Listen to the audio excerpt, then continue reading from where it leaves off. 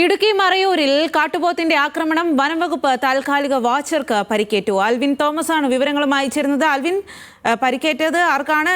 ഗുരുതരമാണോ അവസ്ഥ? സ്വാതി, ഇന്ന് രാവിലെയാണ് കാട്ടുപോത്തിന്റെ ആക്രമണം ഉണ്ടാകുന്നത്. താൽക്കാലിക വാച്ചറായ കാന്തല്ലൂർ വണ്ണാന്തുറൈ ഉന്നതി സ്വദേശിയായ മണി ചാപ്ലി എന്ന ആൾക്കാണ് ഗുരുതരമായി പരിക്കേറ്റത്. ഇന്ന് രാവിലെ കാന്തല്ലൂർ റേഞ്ചിലെ കാരയൂർ ചന്ദന റിസർവിലാണ് ഈ സംഭവം ഉണ്ടാകുന്നത്.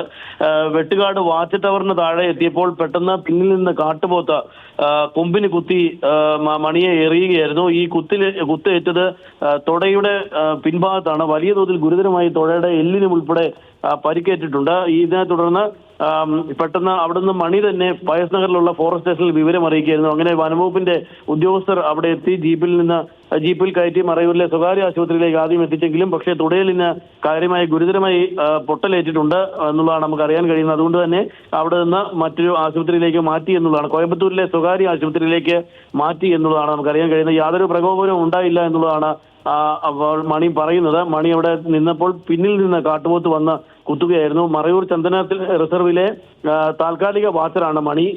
ചന്ദനമരങ്ങൾ സംരക്ഷിക്കുന്ന ജോലിയിൽ ഏർപ്പെടുന്നതിനിടെയാണ് ഇത്തരത്തിൽ കാട്ടുപോത്തിന്റെ ഒരു ആക്രമണം ഉണ്ടാകുന്നത്. സ്വാതി. ശരി ആൽവിൻ.